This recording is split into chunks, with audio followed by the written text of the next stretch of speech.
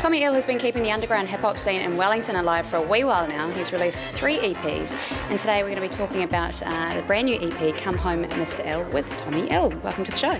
Hi, how's it going? Good, man. So this is your 3rd EP. How long have you been working on it for? Since we finished the last one, pretty much, so just under a year, I think. Bits and pieces here and there until everything came together, and yeah, here it is. So are you constantly working on music? Yeah, all the time. When I get a minute, I work a day job, so I have to find time to do it, but all my spare time is pretty much taken up making music and drinking. So. Fair enough. Now, I mean, looking at you, there'll be some people out there kind of going, he doesn't look like your average hip-hop artist. You're not, are you? I'm a bit different, I think. I don't know. I tend to play more shows with sort of more indie and electro sort of acts rather than hip-hop guys, although played with Tourette's a couple of times. And but yeah, I'm probably more part of the indie scene, if you call it that. Yeah, I think it's rap music for people who prefer the brunettes to Smash Proof. Right. I've said that a lot, I'm recycling that line, but yeah. That's going to be your trademark? Yeah, it's my slogan from now on. So when did you first start rapping? I've been doing it badly for 10 years, and a bit better for the last sort of 3 or 4. And, been doing it in my bedroom since I was about 13. So yeah, started playing shows maybe 4 years ago, and yeah, it just sort of happened that all my friends were in sort of indie kind of bands, and they said, "Oh, Tom, why don't you come and play a show with us?" And ended up playing with Holiday with Friends a lot, and it just sort of happened that way. So you play other types of music as well as being a rapper? Not that I'd like to mention. I've been in a few embarrassing bands, but yeah, this is the serious thing. Yeah. Now, a lot of your rhymes are quite, I guess you could say, kind of tongue-in-cheek and self-deprecating, and it kind of follows the line of like many other US artists like Aesop Rock and Atmosphere, etc. Were you influenced by those kind of artists in the past, or are you now?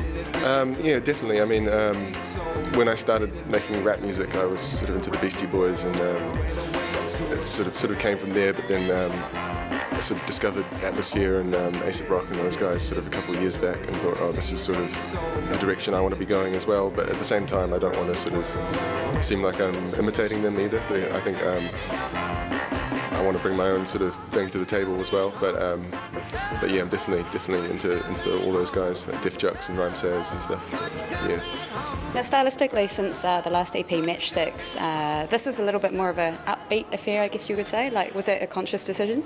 Yeah, I think I'm just probably in a better place in my life at the moment. And yeah. I mean, when we did Matchsticks, I was my dad had passed away about 6 months beforehand, and I was going through a big breakup, and things were a bit messy. And with this one, things are a bit messy, but in a good way. I think I'm a bit happier now. So. It's kind of messy in a drunk way more than anything, isn't it?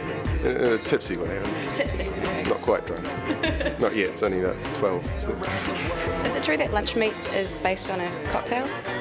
Yeah.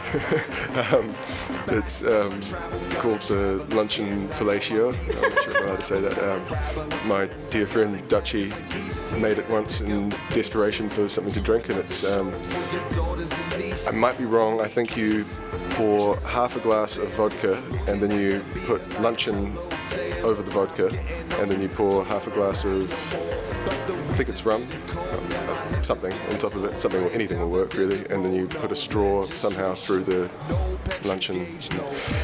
I don't know, but sounds delicious. I think people can sort of improvise their own luncheon fellatios at home. You weren't ever tempted to kind of blend that up together like a meat shake? I think it ends up being that way anyway by the end of the drink. So. Now, do you produce all the beats for all of your music? Yep.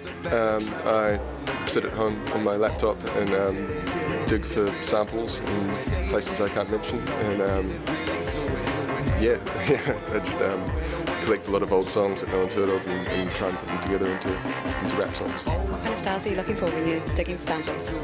A bit of anything really. Anything with an open drum break is nice, and just lots of old soul, I like blues music a lot, so lots of blues music. I would really like to sample John Lee Hooker, but it's a bit hard.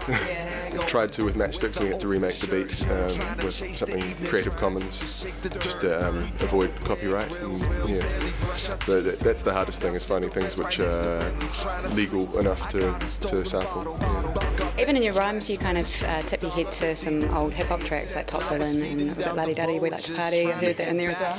Yeah. I mean, I'm a fan of Slick Rick and Audio 2, and then it's like I don't know. It's all good stuff. I like to do it as a reference rather than I'm not trying to steal people's raps. Just sort of as a nod to people out there that I don't know would get what I'm talking about. I also saw that or heard that there was a nod, or maybe it was a kick, I don't know, to Savage in one of your tracks as well. Oh yeah, that was just a bit of fun. If Savage is watching, I don't mean to cause any offence, and I love you. I just thought that would be fun to do. I don't know. I think it works. That's kind of cute. I put it in there as a sort of joke and showed it to all my friends and said, I'm probably going to take that out, and they were like, no, go for it. Yeah, so it stayed on there. And give us a look at the EP, sorry. A wee close up on that one. Yes, very nice. Now this here on the cover is kind of what your hat is. Yeah, it's a wolf. We made this for the music video for Come Home Mr. Ill, and I liked it so much that I told Bailey Gowden, who designed the artwork, told him to draw a picture of it, and he did, and it's become a theme. I'm quite attached to it now. Yeah. Do you wear it to bed? Sometimes. It's nice and warm. It gets cold in Wellington, so I have to sometimes. I imagine it might get a bit smelly though after a while. You might have to give it a wash. Yeah, well, I do sweat a lot when I rap, so Just shower with it on. Just kind of keep it on and go for a shower. I could try. Now, Come Home Mr. Ill is out on November the 17th, but you can also buy it from iTunes right now, right? Yep, you can buy it on iTunes right now, and if you're in Wellington, you can pick it up at the show's actually the day after, so you can buy it on the 17th in stores, or come buy it from me at the show. And whereabouts is the show? Mighty on the Wednesday the 18th of November. Is it an R18 or is it an all ages type thing? That's R18, but I'm not going to be checking your IDs. Someone will be. You'd hope so.